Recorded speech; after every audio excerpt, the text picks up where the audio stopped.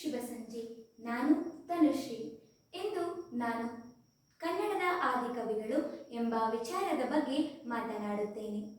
ಕನ್ನಡ ಸಾಹಿತ್ಯ ಚರಿತ್ರೆಯಲ್ಲಿ 10ನೇ ಶತಮಾನದಿಂದ ಸುಮಾರು 12ನೇ ಶತಮಾನದವರೆಗಿನ ಕಾಲಘಟ್ಟವನ್ನು ಹಳೆಗನ್ನಡ ಎಂದು ಗುರುತಿಸಬಹುದು. ಈ ಕಾಲವು ಪ್ರಮುಖವಾಗಿ ಜೈನ ಧರ್ಮವನ್ನು ಅವಲಂಬಿಸಿದೆ. ಈ ಕಾಲಘಟ್ಟವನ್ನು ಕನ್ನಡ ಚರಿತ್ರೆಯಲ್ಲಿ ಆದಿಕಾವ್ಯ ಎಂದು ಸಹ ಕರೆಯಬಹುದು. ಈ ಕಾಲವನ್ನು ಕನ್ನಡ ಚರಿತ್ರೆಯ ಅಭಿವೃದ್ಧಿಗೆ ಆದಿಕವಿಗಳು ಬಹು ಪ್ರಮುಖ ಪಾತ್ರವನ್ನು ವಹಿಸಿದ್ದಾರೆ. ಪಂಪ, ರನ್ನ, ಜನ್ನ, ರತ್ನ, ಪೊನ್ನ, ಷಡಾಕ್ಷರಿ, ಮುದ್ದಣ್ಣ, ಲಕ್ಷ್ಮೀಶ ಮೊದಲಾದವರು ಮಹಾಕಾವ್ಯಗಳನ್ನು ರಚಿಸಿದ್ದಾರೆ. ಈ ಮೇಲಿನ ಆದಿಕವಿಗಳಲ್ಲಿ ಪ್ರಮುಖರಾದಂತಹ ಪಂಪನವರ ಬಗ್ಗೆ ಮಾತನಾಡಲು ಇಚ್ಛಿಸುತ್ತೇನೆ. ಪಂಪನು ಗದಗ ಜಿಲ್ಲೆಯ ಅಣ್ಣೇಗೇರಿಯಲ್ಲಿ ಜನಿಸಿದರು. ಇವರ ತಂದೆ ಭೀಮಪ್ಪಯ್ಯ ಹಾಗೂ ತಾಯಿ ಅಪ್ಪಣ್ಣಬ್ಬೆ. ಕ್ರಿಸ್ತಶಕ ಸುಮಾರು 902ರಿಂದ 955ರವರೆಗೆ ಆಳಿದ ವೇಮುಲವಾಡ ಚಾಲುಕ್ಯ ಎಂಬ ವಂಶದ ಅರಸ ಇಮ್ಮಡಿ ಅರಿಕೇಸರಿಯ ಆಶ್ರಯದಲ್ಲಿದ್ದರು. ಇಮ್ಮಡಿ ಅರಿಕೇಸರಿಯ ಆಸ್ಥಾನದಲ್ಲಿ ಕವಿಯಾಗಿದ್ದ ಪಂಪನು ಗದ್ಯ ಮತ್ತು ಪದ್ಯ ಸೇರಿದ ಚಂಪೂ ಶೈಲಿಯಲ್ಲಿ ಹಲವು ಕೃತಿಗಳನ್ನು ರಚಿಸಿದ್ದಾರೆ. ಆದಿಕವಿ ಎಂದು ಹೆಸರು ಪಡೆದ ಪಂಪನು ನಮ್ಮ ಕನ್ನಡ ರತ್ನತ್ರಯರಲ್ಲಿ ಒಬ್ಬರಾಗಿದ್ದರು. ಇವರನ್ನು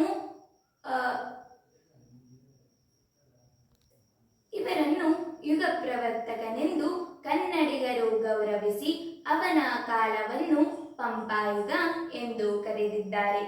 ಆದಿಪುರಾಣ ಹಾಗೂ ವಿಕ್ರಮಾರ್ಜುನ ವಿಜಯ ಇವೆರಡು ಪಂಪನ ಮೇರು ಕೃತಿಗಳಾಗಿವೆ. ಪಂಪನು ಕನ್ನಡ ಸಾಹಿತ್ಯದಲ್ಲಿ ಹಿಡಿತವುಳ್ಳವನು ಹಾಗೂ ಪ್ರೀತಿಯುಳ್ಳವನು ಆಗಿದ್ದನು. ಪಂಪನು ತನ್ನ ದೇಶಪ್ರೇಮವನ್ನು ಆರಂಕುಶ ಬಿಟ್ಟೋಡಂ ನೆನವುದೆನ್ನ ಮನಂ ಬನವಾಸಿ ದೇವಂ ಎಂದು ಬಣ್ಣಿಸಿ ತನ್ನ ತಾಯ್ನಾಡನ್ನು ಹೊಗಳಿದ್ದಾನೆ. ಪಂಪನು ತಿರುಳ್ ಕನ್ನಡದಲ್ಲಿ ಕಾವ್ಯಗಳನ್ನು ರಚಿಸಿದ್ದಾನೆ. ಕ್ರಿಸ್ತಶಕ ಸುಮಾರು 941ರಿಂದ 942ರಲ್ಲಿ ಆದಿಪುರಾಣವನ್ನು ರಚಿಸಿದ್ದಾನೆ. ಗುಣಸೇನಾಚಾರ್ಯರ ಆದಿಪುರಾಣದಲ್ಲಿ ಬಂದಿರುವ ಪ್ರಥಮ ಜೈನ ತೀರ್ಥಂಕರ ವೃಷಭನಾಥನ ಕಥೆಯನ್ನು ಹೇಳುತ್ತದೆ. ಪಂಪನು ಆದಿಪುರಾಣವನ್ನು 3 ತಿಂಗಳಲ್ಲಿ ರಚಿಸಿದ್ದಾನಂತೆ. ಪಂಪನ ಇನ್ನೊಂದು ಕೃತಿ ವಿಕ್ರಮಾರ್ಜುನ ವಿಜಯ. ವಿಕ್ರಮಾರ್ಜುನ ವಿಜಯವು ಮಹಾಭಾರತದ ಕಥೆಯನ್ನು ನಿರೂಪಿಸುತ್ತದೆ.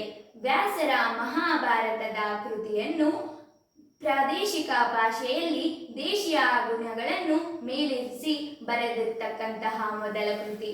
ಪಂಪನು ಈ ಕೃತಿಯಲ್ಲಿ ತನಗೆ ಆಶ್ರಯ ನೀಡಿರ್ತಕ್ಕಂತಹ ಇಮ್ಮಡಿ ಅರಿಕೇಸರಿಯನ್ನು ಅರ್ಜುನನಿಗೆ ಹೋಲಿಸಿ ಈ ಕೃತಿಯಲ್ಲಿ ಇಮ್ಮಡಿ ಅರಿಕೇಸರಿಯನ್ನು ಕಥಾನಾಯಕನನ್ನಾಗಿ ಮಾಡಿ ಬರೆದಿದ್ದಾನೆ. ಪಂಪನು ವಿಕ್ರಮಾರ್ಜುನ ವಿಜಯ ಎಂಬಂತ ಕೃತಿಯನ್ನು 6 ತಿಂಗಳಲ್ಲಿ ರಚಿಸಿದ್ದಾನೆ. ಪಂಪನನ್ನು ಕನ್ನಡ ಕವಿಗಳು ಗೌರವಿಸಿ ಪಂಪನನ್ನು ಪಸರಿಪ ಕನ್ನಡ ಕೊಡೆಯನೋರ್ವನೇ ಸತ್ಕವಿ ಪಂಪನಾವಗಂ ಎಂದು ಸಹ ಬಣ್ಣಿಸಿದ್ದಾರೆ. ಹಾಗೂ ಮುಂದುವರಿದು ಏಂ ಕಲಿಯೋ ಸತ್ಕವಿಯೋ ಕವಿತಾ ಗುಣಾರ್ಣಭಾವಂ ಎಂದು ಸಹ ಹೊಗಳಿದ್ದಾರೆ. ಇಂತಹ ಹೊಗಳಿಕೆಗೆ ಪಾತ್ರರಾಗಿರ್ತಕ್ಕಂತಹ ಪಂಪನವರ ಬಗ್ಗೆ ಮಾತನಾಡುವುದಕ್ಕೆ ಅವಕಾಶ ನೀಡಿದ್ದಕ್ಕೆ ಧನ್ಯವಾದಗಳು.